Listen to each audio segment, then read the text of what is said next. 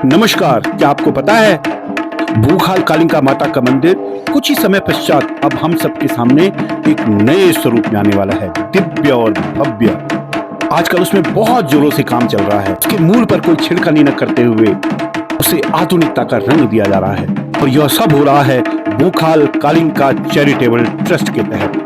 आज हम इसी ट्रस्ट के कुछ साथियों से मिलने वाले हैं और जानने वाले हैं यह सब कैसे संभव हो पा रहा है, कैसे वह यह इतना दिव्य मंदिर बना रहे हैं और कैसे उन्होंने यहाँ के लोगों के हक हुकूक की भी रक्षा कर रहे हैं। इसके साथ आने वाले समय में उनकी क्या योजनाएं हैं, क्या उनके इस प्रयास से इस क्षेत्र को एक नया आयाम मिलेगा। भारत के धार्मिक मानचित्र पर भूखाल कालिका माता का यह दिव्य मंदिर भी एक बड़ा नाम होकर उभरेगा, ये बात करते हैं। नमस्कार, कहानी में जगत किशोर बरथौल में आप सभी का स्वागत है। आज मैं पहुंचा हूं भूखाल कालिका माता के मंदिर में। भूखाल कालिका माता वो मंदिर है, अगर हम पहाड़ों की संस्कृति की बात करें या मेले खोलों की बात करें तो इतना भयानक मेला यहाँ पर हुआ करता था कि शायद हमारे गढ़वाल के नहीं बल्कि वरन बाहर के लोग भी इस मेले में अपनी सहभागिता देने आते थे। यहाँ पर पहले बलि प्रथा हुआ करती थी, यानी अगर बलि की बात करें उस बागियों की संख्या थी या बकरे कटते थे वो अनगिनत होते थे और उसके पीछे कारण होता था हमारी मनोकामना का पूर्ण होना, हमारा दुख भरा जीवन होता था। क्योंकि पहाड़ में अधिकांश लोग या तो फौज में होते थे या बाहर नौकरी करते थे और जब भी कोई मनोकामना पूर्ण होती थी तो उस पर बलि माता को अर्पित करते थे। अब वो दौर चला गया, बलि प्रथा बंद हो गई, मंदिरों का पूजन पाजन अब श्रीफल और नारियल के बीच में रह गया। भूखाल कालिका आने का मकसद ये था कि कुछ दिनों से यहाँ पर ये बात आ रही थी कि यहाँ पर एक दिव्य और भव्य मंदिर स्थापित हो रहा है। वो मंदिर की जो स्थापना हो रही है उसके लिए एक ट्रस्ट का निर्माण किया गया है, भूखाल कालिका चैरिटेबल ट्रस्ट। धन्यवाद बरथौल जी और सभी माँ के भक्तों को मेरा सादर प्रणाम। हमारे भूखाल कालिका का 6 तारीख को यहाँ पर 6 दिसंबर को भव्य मेला लगने वाला है। आप सभी भक्तजनों को हार्दिक स्वागत, यहाँ पे सभी आए और माता का प्रसाद ग्रहण करें। जो आपने ट्रस्ट बनाया इसमें कौन लोग हैं, उन गांव के लोग हैं या स्वतः ही नियुक्त किए हैं? किसी को हम लोगों ने बनाया, जिनकी ये पीछे जमीन दान की वो लोग हैं, मैं हूँ, जिनके बुजुर्गों ने दान दिए है।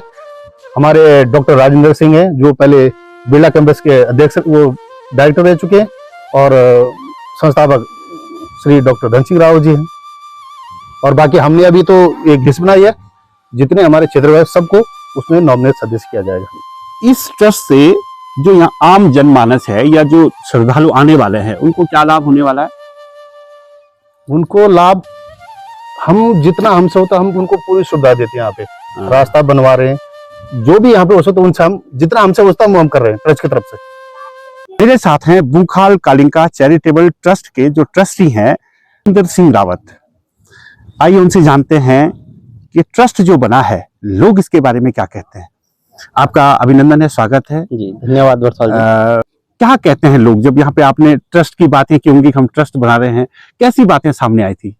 निश्चित तौर पर पिछले वर्ष जब हमने ये ट्रस्ट बनाया तो इसके लिए तमाम हमारे जितने भी सहयोगी गांव हैं उनका भ्रमण किया गया जी।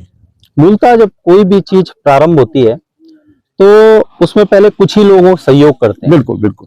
तो प्रारंभिक तौर पर ये 5-6 लोगों की ये सोच थी इसमें ट्रस्ट बनाया जाए और जब हमने ट्रस्ट का विस्तार किया तो हमने इस क्षेत्र के जो हमारी 5-6 ग्राम सभाएं हैं इन पर जाकर बैठकें आयोजित की और उन बैठकों में प्रत्येक गांव से प्रतिनिधित्व सुनिश्चित किया गया, जो कि आने वाले टाइम पे भी उनको ट्रस्ट ने उनको जिम्मेदारियां देनी शुरू कर दी हैं और समय समय पर इसका बैठकों में आयोजन होता है। जैसा कि आप देख पा रहे हैं कि ट्रस्ट ने 1 वर्ष में, जैसा कि उन्होंने संकल्प लिया था कि वो इस क्षेत्र को मां भूखाल कालिका को पर्यटन के मानचित्र पर स्थापित करेंगे तो उसको आगे लेकर के जाएंगे। तो उन्होंने हमारे ट्रस्ट ने जो है कि विगत 1 वर्षों में एक भव्य और दिव्य मंदिर का स्वरूप देना यहाँ पर शुरू किया है और धीरे धीरे इसमें लोगों की सहभागिता और जो हमारे निकटस्थ जो विकास खंड हैं, जो पट्टियां हैं, उनका जो सहयोग है निरंतर बढ़ता ही जा रहा है। जैसे आपने कहा कि हमने गांव-गांव में बैठक की, बहुत सारी बातें आई होंगी और कई लोगों के मन में सवाल भी उठे होंगे कि ट्रस्ट जो है हमारी भूमि भी हड़प रहा है, हमारे मंदिर भी हड़प रहा है, जो यहाँ पे जो इस मंदिर से अभी तक जिनको जो पूजा पाठ से जुड़े लोग हैं या अन्य चीजों से जुड़े लोग हैं, उन्होंने भी जरूर सवाल उठाए होंगे। तो किस तरह के सवाल थे और किस तरह आपने उनको मनाया? निसंदेह जब कोई भी काम प्रारंभ होता है तो उसमें दोनों ही पक्ष होते हैं, पक्ष और विपक्ष।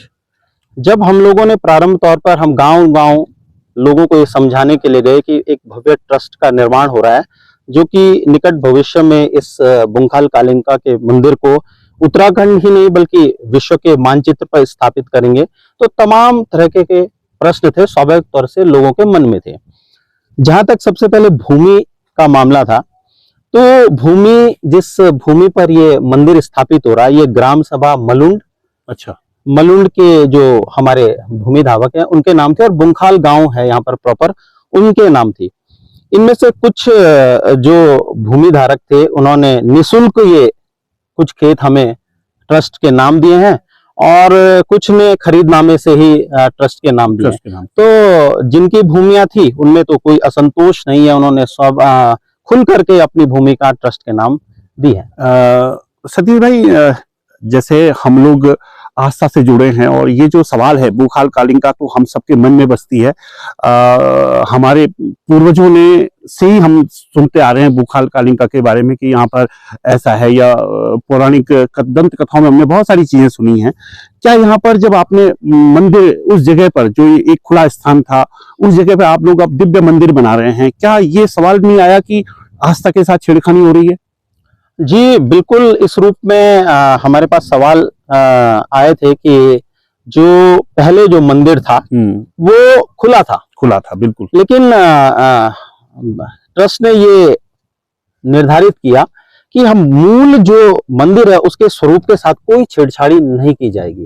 जो हमारा मूल माता का स्थान खड्ड है उसके साथ कोई छेड़छाड़ नहीं की गई है और उसका स्थान वहीं पर है और उस स्थान को प्रॉपर खुला रखा गया है। अच्छा, आप लोग अगर देख पाएंगे तो आपने देखा होगा जो मंदिर परिसर है उस खड्ड के ही इर्द गिर्द उसका निर्माण हुआ है और उसके जो मूल स्वरूप है उसके साथ कोई भी छेड़छाड़ नहीं की गई है। एक अंतिम सवाल पूछ रहा हूं आपसे कि भविष्य कैसे देखते हैं? मतलब अब आप लोग आम जनमानस को किस तरह से सुविधाएं देंगे और किस तरह, जिस तरह से आपने यहाँ पर लग रहा है कि आपने दिव्य मंदिर का आप निर्माण कर रहे हैं, सड़क से भी काफी दूरी पर ये जगह है।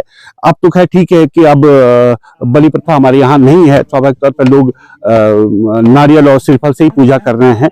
आप क्या क्या सुविधाएं देने वाले हैं लोगों को? निकट भविष्य में हमने ट्रस्ट का एक संपूर्ण बायलॉज बनाया गया है। आपको ये अगर चाहिए होगा तो हम उपलब्ध करा देंगे।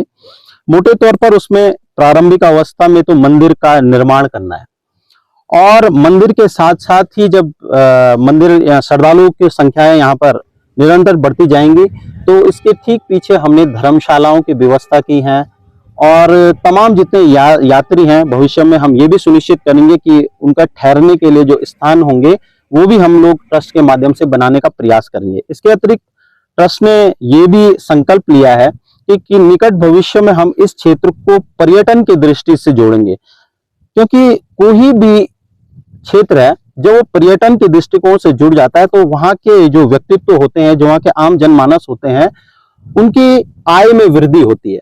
तो ट्रस्ट भी ने ये भी सुनिश्चित किया कि निकट भविष्य में अगर ये हमारा उत्तराखंड के मानचित्र पर या विश्व के मानचित्र पर प्लेटफॉर्म पर ये मंदिर आ जाता है तो यहाँ से यहाँ के जो आजीविका है उसमें भी सुधार आएगा।